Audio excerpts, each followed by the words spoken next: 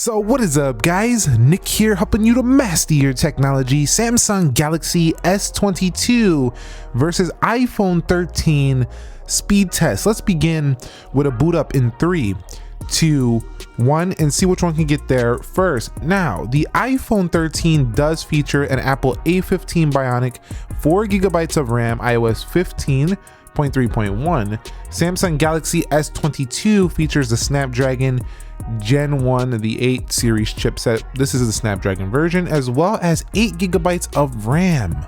This one also does have Android 12 and One UI 4.1. So the iPhone 13 was first to boot up, but man, can't you tell that difference? We have that punch hole notch, big difference. I like how they have their own unique looks though. That definitely lets you know which phone you are using. Now in terms of the biometric speed, we are looking at a fingerprint in display, and you can see very fast to boot up here. You can also just do it like that without even turning on the screen if you don't want to.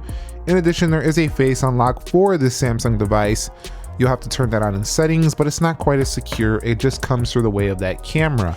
Now for the iPhone 13, you'll see right here, we do have ourselves Face ID, and Face ID will be working with a mask. Here in my state, they just lifted the mask mandates. In some areas, they've been lifting them. But still, if you have to use a mask in certain areas, definitely coming with iOS 15.4. In terms of speed, I do think the Samsung's a little faster because you can unlock it with the screen off. So getting into this phone just feels a little bit quicker than the iPhone 13, but Face ID is still very unique to the iPhone. All right guys, so here we are at the application test. Everything closed out for both phones, as you can see right there. We'll begin with calendar.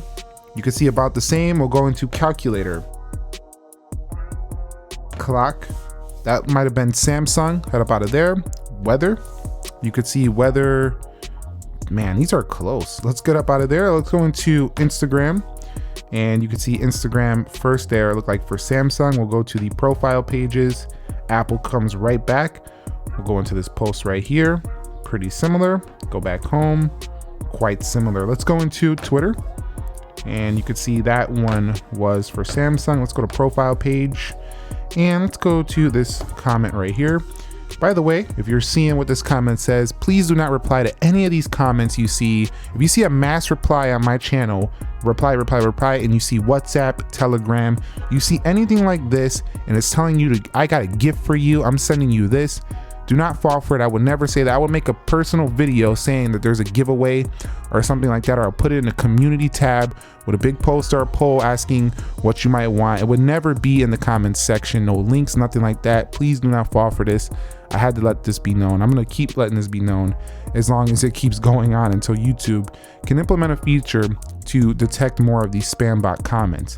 So let's get up out of here and let's go into Groupon. You see Groupon is first there for Samsung. We'll go into categories, Samsung once again, and then things to do.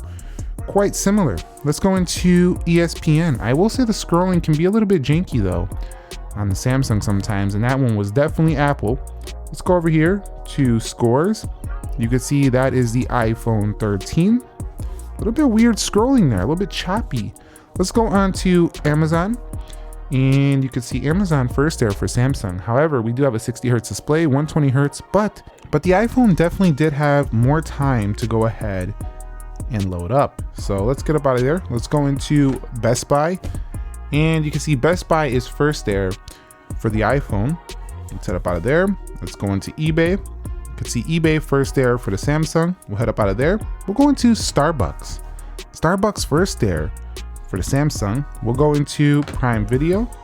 Prime Video first there on the Samsung. We'll go into YouTube, and you can see YouTube first there on the left. They are loading up a little bit of a different video, but they were on the left to the Samsung. What up out of there? We'll go into PUBG Mobile, and this is one we always like to see. It takes a little bit more power to get it open. Which one gets there first? And you'll see that Apple does look like they're in the lead. Hopefully no updates on either. Let's see what happens here. Yep, Apple is first here to PUBG, and I do find it to be a little bit better performing in game as well. So Apple's still a little bit ahead in the gaming department. Not by a lot though. The Android phones these days are really good as well. And I did play some COD already on Samsung devices with this new chip. It's pretty good. So definitely, either way, you can enjoy some good games on here. Let's go into Dead Trigger 2. And you can see this is going to go first to the iPhone. And let's go ahead and hit play here. And you can see playing first here slightly on the iPhone. But these more casual games definitely aren't going to be a big deal on either of them. They're both going to perform really well. And it really just depends, you know, which kind of screen do you want? You want the OLED? You want this OLED? You want the 120 hertz? You okay with the 60 hertz? It's really up to you. Let's go into Asphalt 9. I will say though, I find the S22 to get much warmer. It's just a warmer phone when you are doing some heavier stuff. The A15 just seems more efficient, a little bit better at managing its heat. So you can see right there, we are in Asphalt 9 first here for the Samsung Galaxy S22 by a long shot. So this game was probably better optimized for Android devices. Let's go ahead, head up out of here, and we'll go into Crossy Road here. And you can see Crossy Road is going to go first here for, it looks like, the Samsung on this run. Let's head up out of here. And so let's go into Adobe Premiere Rush. And you can see the iPhone a little faster on that one. And projects are ready. Let's go into Geekbench 5. And you can see the iPhone a little faster there. So across the board, I would say they're not too much different. They were trading some applications. Some were faster on S22, some faster on the iPhone 13. I do find this phone, just holding it right now, is definitely much warmer than the iPhone 13. So the 13 might be a little bit better at managing its heat. In addition, I found that the PUBG, Dead Trigger, maybe the more graphically intensive games will still open first on the iPhone. We still might need to see an update soon on the S22. Overall, they were trading blows here. Most of them day-to-day will be really good in the day-to-day performance. So we have 8 gigs of RAM on the left, we have 4 gigs of RAM on the right. Can we see any reloads or any stutters, anything like that when going through these applications? How do they perform here? You can see both pretty good there, and then you can see both pretty good on this one. Set up out of here, we'll go into Dead Trigger 2. And I don't expect a reload for either here. I still find that the iPhone feels a little fat. Oh, there was a little bit of a weird thing going on there.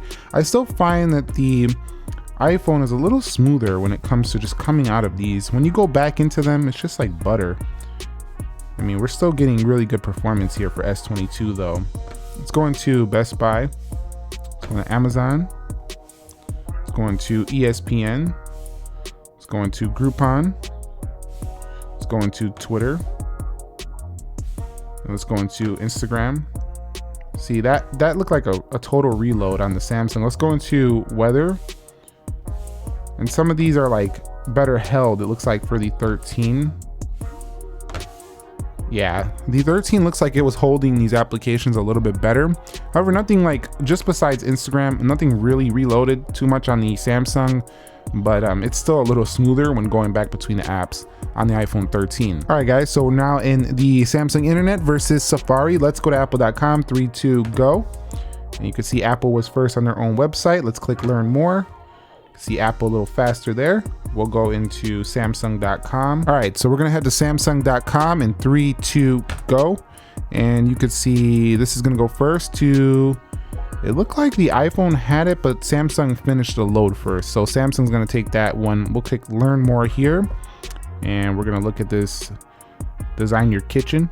So definitely Samsung doesn't only make phones. Pretty close though. Overall, definitely very smooth on both of them. Pinch to zoom, smooth on both. So browsing is going to be no issue for either of these. All right, so Geekbench 5 scores are in for the iPhone. We're still waiting on the Samsung. 1735 on the single core, 4619 on the multi. Now that single core is actually higher than the average for the iPhone 13. And if we go over here to the multi-core, 4619, I said earlier 15.3.1, but I guess it was on 15.3 still. I guess I didn't update it, whatever. It's pretty similar, same performance. But over here, the Samsung, you can see how much longer it takes. You have a Snapdragon chip in a Samsung phone on Android software. It's kind of hard to compete with performance with a phone that is on Apple hardware, Apple software, and Apple's own chip. until Samsung gets their own chip at least, I think they're not going to be able to beat these scores from Apple iPhones. Like, they're just not going to be able to do it. And technically, from a more powerful perspective, technically speaking, the iPhone is more powerful just because of that, you know, top-down control from hardware to software to everything. The 1030, and then it just got destroyed on the multi-core 2698. So yeah, no way it's winning in the benchmarks on a Samsung. But day to day, the hardware is beautiful. It's just as beautiful. The display is beautiful. Performance in the real world is similar enough. And again, you know all the multitasking features you have with the Samsung phone, the no notch. Beautiful overall competitor to the iPhone 13. So do go ahead and be subscribed, because I will be doing a comparison between these two soon. I got to take them out for some cameras samples and stuff like that before we conduct that, but be subscribed and we'll compare these fully soon. I'd say the iPhone 13 is still a little faster. The Samsung though, great value, giving you triple camera versus dual camera, giving you a more beautiful 120 Hertz display versus a 60 Hertz. Battery life though might still be to the iPhone 13. We'll have to talk about that soon. I'll catch you on the next video. Thank you very much for watching. Nick here. Be sure to be well, and peace.